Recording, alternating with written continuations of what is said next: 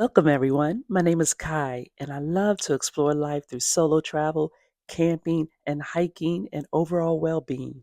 This channel is a way for me to document my explorations and share pieces of it with you. I travel by plane, train, ship, or automobile. And I started this journey in a very small vehicle until it broke down in the state of Alabama. But now I travel in my Jeep Cherokee, and I would love for you to subscribe and become an explorer with me. Hey everyone, so if you don't know me, my name is Kai, and I do part time travel and car camping and hiking and different things in this 2015 Jeep Grand Cherokee Laredo. Since I have had a small vehicle when I started car camping and solo travel, and now that I have this SUV, I have been able to kind of weigh the pros and cons of having both and not having a van. And mainly when I'm talking about a van, I'm talking more about the really bigger vans. I'm not talking about like a Caravan or a Toyota Sienna, anything like that. I'm referring to vans, big vans. But I used to want to have one of those big vans when I was in my small Volkswagen Jetta.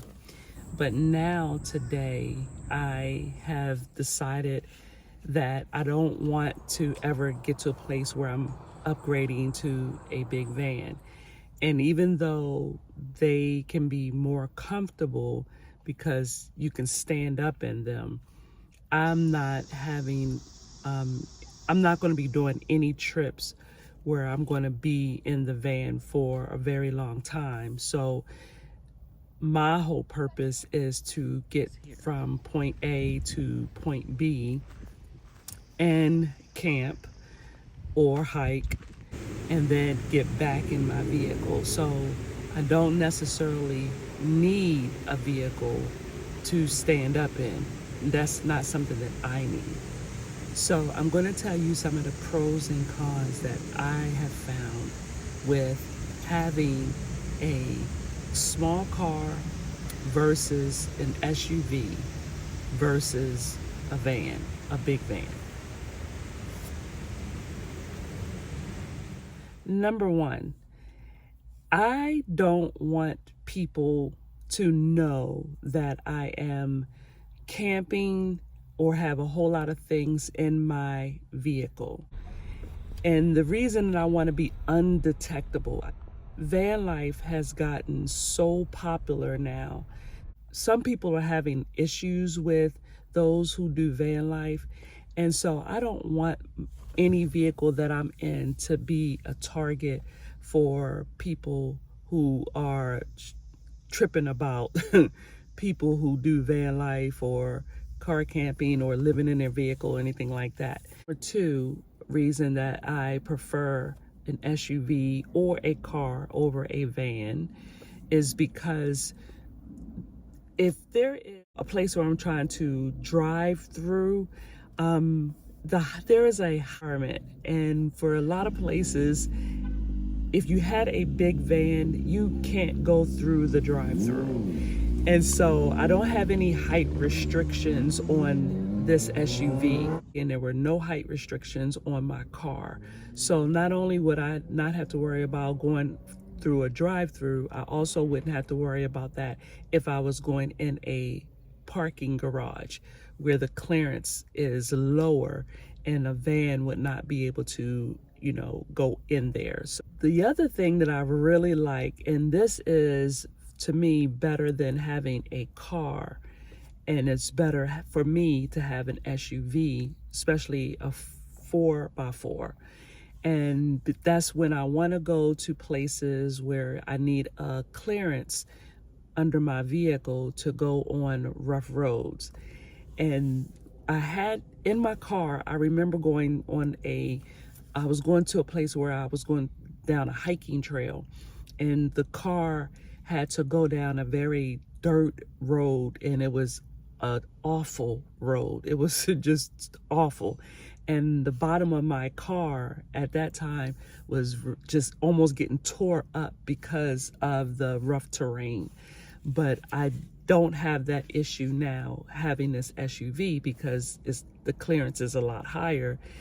Now, when I had my car, gas mileage for me was awesome in my small little Volkswagen Jetta.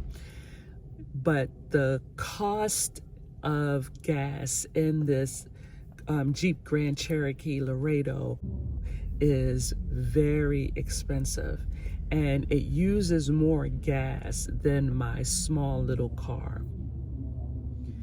But I also realized too, after numerous videos that I watched, that the gas mileage on some of these bigger vans is a lot.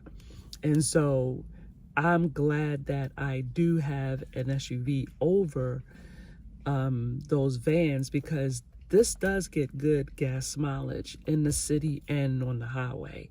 So it's not as good as a car, but it's definitely better than a big van. Now, I don't know, for those who are not familiar with me, but if you can tell in some of my videos, I'm very tall. The roominess of this SUV far outweighs my small little car that I had before.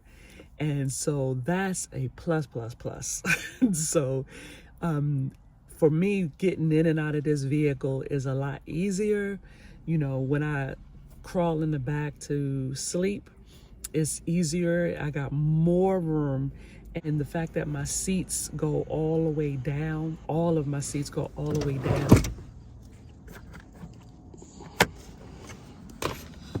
I got way more room than I had in my car. But I was able to sleep comfortably in my small car. Now, I definitely know that if I was in a van, I would have even more room, because it does, some of the vans, they do lay down flat, and that was brilliant. That's brilliant. So for that, I would have wanted a van because there's way more room, but I don't need it.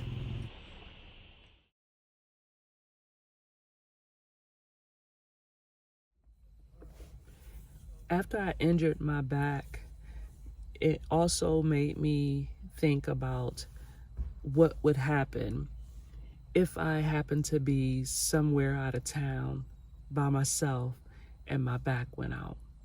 That was a wake-up call for me. And I decided that I am going to consider what I'm doing moving forward with car camping, hiking, and going on adventures, because there is nothing scarier than having your back go out when you are somewhere far away from home. After I injured my back, I was thinking about all the ways that I could improve my back.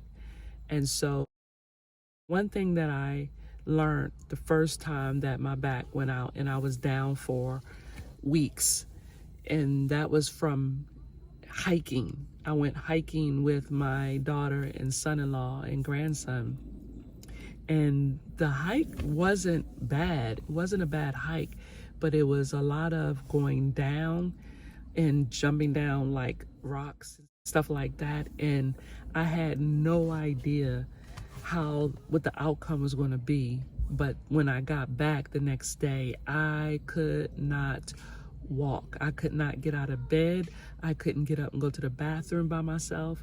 And so that just reminded me that I need to consider all that I do from this point on, because my back doesn't go out often because I am very mindful of what I do. But when I injured my back this time, I wasn't even doing anything major. But it was a couple days before that I think that I was lifting these 5-gallon water jugs, and they're 40 pounds a piece. And I think that may have been the culprit. But the one way that I figured was the best way to heal my back and to get better was to do push-ups, planks, and I did some strength like exercises with like one of those rubber bands.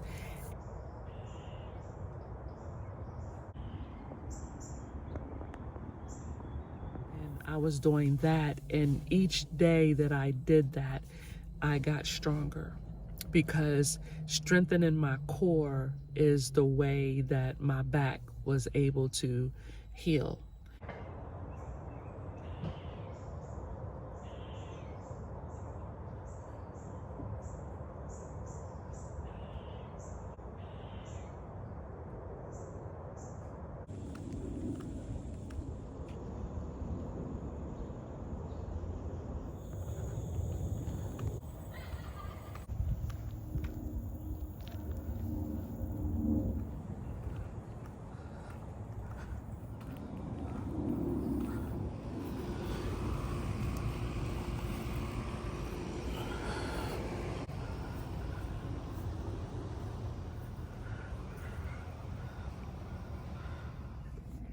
Vehicle maintenance is a big deal when you're deciding to pick a vehicle to do van life, car camping, or travel in general.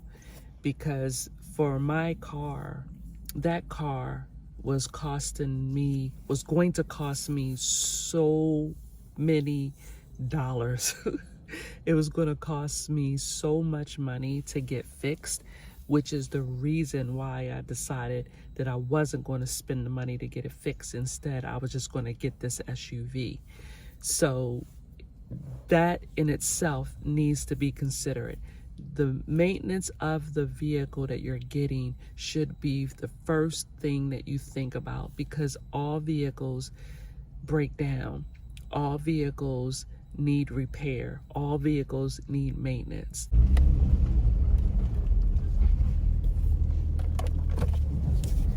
One thing I noticed too with a lot of the channels that I watch, there are a lot of people that have gotten to the point where they are working on their vehicles.